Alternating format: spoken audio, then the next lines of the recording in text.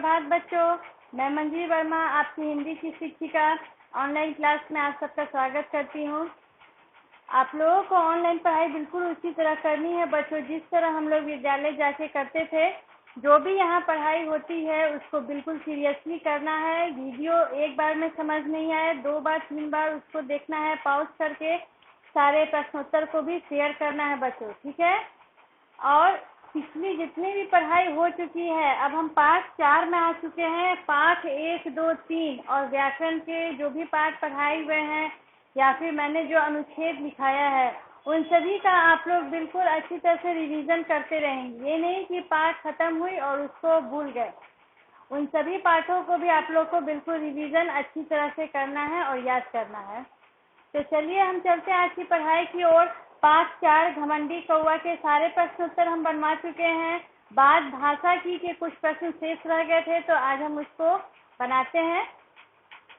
तो बात भाषा की, इसमें व्याकरण संबंधी कुछ प्रश्न रहते हैं बच्चों। यहाँ देखिए, प्रश्न 1 मैंने करवा दिया था। जो कुछ शब्द अशुद्ध लिखे हुए थे उनको शुद्ध करके लिखना था। आज हम बनाएंगे प्रश्न 2, 3 और 4। तो यहाँ प्रश्न 2 है, सही शब्द चुनकर सही स्थान पे लिखना है। यहाँ कुछ शब्द दिए हुए हैं और उनके पर्यायवाची शब्द यहाँ ऑप्शन के रूप में दिए हुए हैं। इसमें से चुन के आप लोगों को यहाँ सही शब्द सही स्थान पे लिखना है। समान अर्थ वाले शब्द या पर्यायवाची शब्द किसको बोलते हैं? जो दोनों का अर्थ जिसमें समान निकले, एक ही अर्थ निकले, वो इसके समान अर्थ वाले शब्द हो जाएंगे। और हमें देखना है कि इसके समान अर्थ ये कौन से शब्द हैं जिसमें से इनका समान अर्थ निकल के आ रहा है। उन्हीं को हमें इसके सामने में चुनकर लिख देना है। ये समान अर्थ वाले शब्द को ही हम क्या कहते हैं? पर्यायवाची शब्द। पहला है तालाब। तालाब का अर्थ हमारा किससे निकल रहा है? यहाँ पे सरोवर। सरोवर और तालाब एक दूसरे के पर्यायवाची शब्द हैं। सरोवर। दूसरा हमारा है पक्षी। पक्षी का इसमें से देखिए कौन सा पर्यायवाची? सरोवर हमारा हो चुका है। अब पक्षी देखिए, पक्षी का कौन सा यहाँ पर्यायवाची शब्द है? खग। तो हम यहाँ लिखेंगे खग। ये खग भी हमारा हो गया। तीसरा है हमारा कमल। कमल का फूल, इसका पर्यायवाची तो आप सभी को आता होगा, नीरज। कमल का पर्यायवाची हो गया नीरज। ये पर्यायवाची शब्द आगे आप लोग अपने व्याकरण की पुस्तिका में भी, मैं आप लोगों को एक चैप्टर है उसको मैं पढ़ाऊंगी। मछली। मछली का पर्यायवाची होगा, इसमें से खोज के लिखिए आप लोग। नीरज हो गया, सरोवर हो गया, खग हो गया। क्या बचा? नील, पर और काक।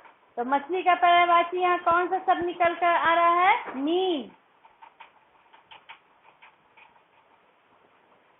नील। पंख। पंख, चिड़ियों के पंख होते हैं, उसको हम लोग पर भी बोलते हैं ना।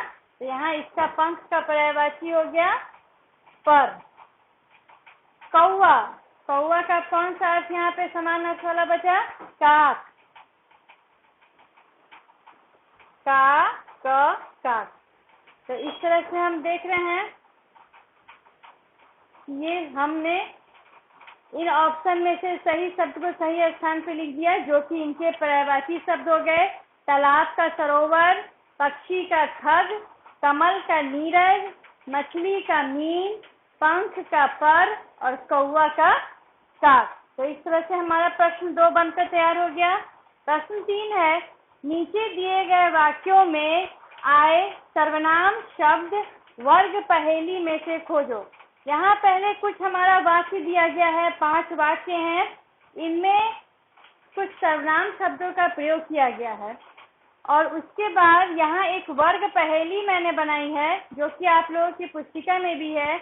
इसमें उन सर्वनाम शब्दों को हम लोगों को इसमें से खोजना है और गोला लगाना है, ठीक है बच्चों। तो इसके लिए हम पहले क्या जानेंगे? किस शब्द में गोला लगाना है, किन शब्दों को चुनना है? सर्वनाम शब्द को। तो पहले हम समझ लें कि सर्वनाम क्या है। संज्ञा के बदले में आने वाले शब्दों को सर्वनाम कहते हैं। हम किसी भी वाक्य में देखते हैं संज्ञा शब्द का प्रयोग किया जाता है अगर उनके बारे में हमें दूसरी बात करनी हो तो बार बार हम उस संज्ञा शब्द का प्रयोग नहीं करके उसके स्थान पर सर्वनाम का प्रयोग करते हैं, और जिन शब्दों का प्रयोग करते हैं उसे ही हम सर्वनाम कहते हैं। जैसे कि हम यहाँ देखते हैं वाक्यों में, लगातार उड़ते उड़ते वह थक गया था। तो यहाँ कौन थक गया था? कहानी में से ही हम इस वाक्य को लिया गया है। तो हम यहाँ पे कौवा था, लगातार उड़ते उड़ते कौवा थक गया था, लेकिन हमने यहाँ कौवा जो कि एक संज्ञा है उसके स्थान पे किस शब्द का प्रयोग किया गया है? वह का यहाँ अर्थ निकल कर आता है कौवा। कौवा बहुत थक गया था और लगातार उड़ते उड़ते वह थक गया था। तो यहाँ पे कौवा की जगह किस शब्द का प्रयोग किया? वह। लगातार उड़ते उड़ते वह थक गया था। तो ये जो हमारा वह है, जो कौवे की जगह संज्ञा की जगह प्रयोग हुआ है, ये हमारा सर्वनाम हो गया है। ठीक है बच्चों, तो अब यही वह शब्द जो है सर्वनाम है, उसको हमें इस वर्ग पहेली में खोजना है। पहले हम सारे वाक्यों में सर्वनाम शब्द को रेखांकित कर लेते हैं, उसके बाद हम वर्ग पहेली में उसको भी रेखांकित करेंगे। ठीक है बच्चों, तो ये पहला वाक्य था, इसमें मैंने सर्वनाम शब्द पहचान लिया, क्या है? वह। दूसरा शब्द है, उसकी दुर्दशा देखकर हंसनी को हंसी आ गई। किसकी दुर्दशा देखकर? कौवे की दुर्दशा देखकर। तो यहाँ कौवा न लिखकर उसके बदले सर्वनाम लिखा गया है उसकी। तो उसकी क्या है? हमारा सर्वनाम है। इसे हम रेखांकित करते हैं और इसे ही वर्ग पहेली में भी हम खोजेंगे। तीसरा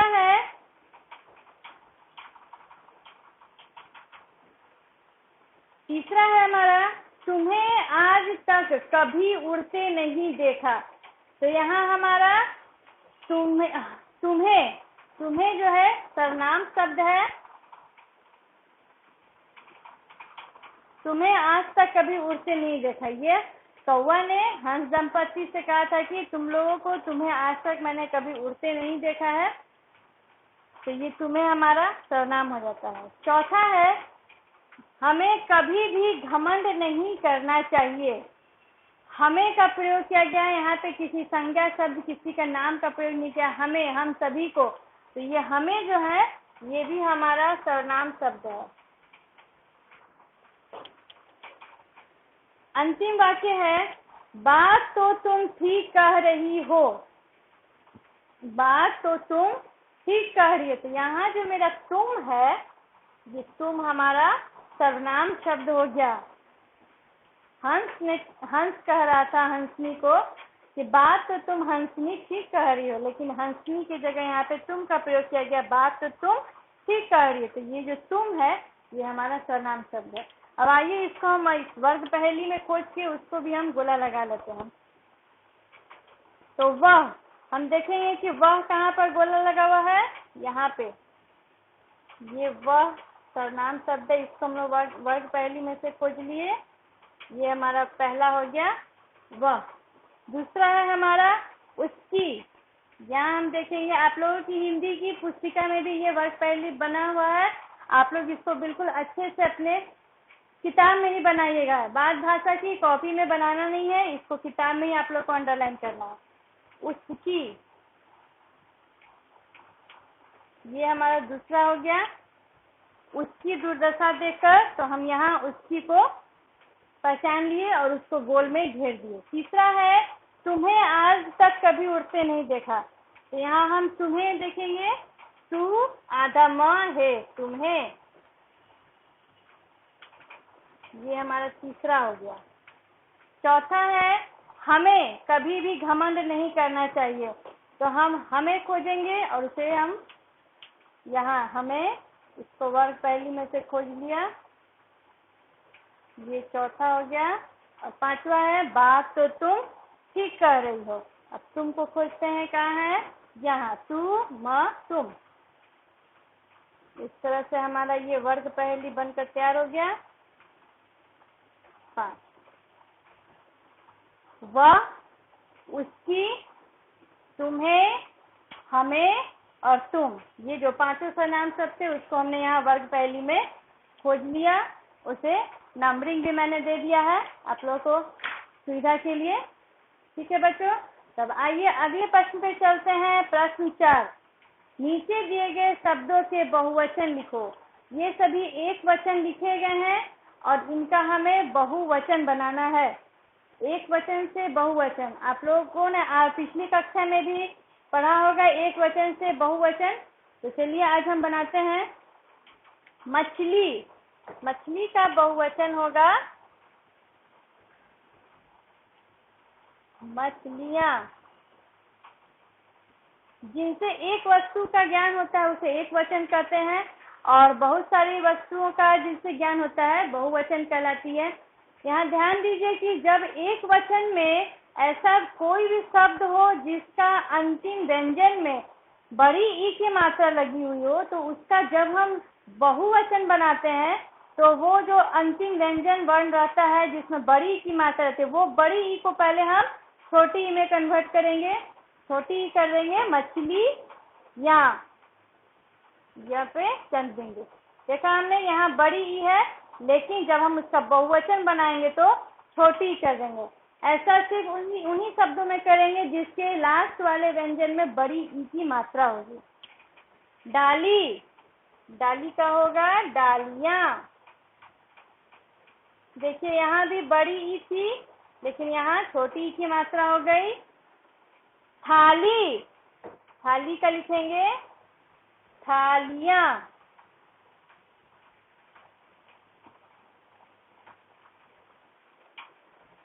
नली, नली का होगा नलियां। यहाँ ध्यान दीजिएगा, सभी में आप लोगों की बड़ी ई की मात्रा थी और इसका बहुवचन मैंने जब बनाया है तो उसे छोटी ई की मात्रा बना दी है। ये बात आप लोग भी हमेशा ध्यान में रखिएगा। मछली, मछलियां, डाली, डालियां, थाली, थालियां, नली, नलियां, ये सभी पे चंद बिंदु है।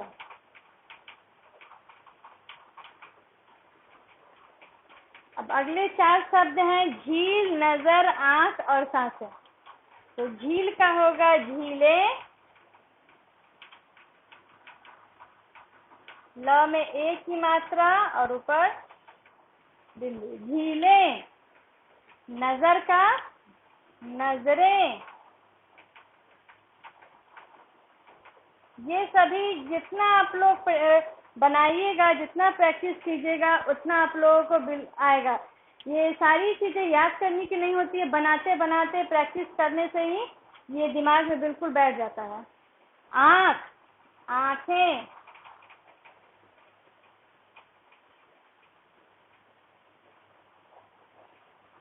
आंखें। सांस, सांस जो हम लोग लेते हैं, सांसें।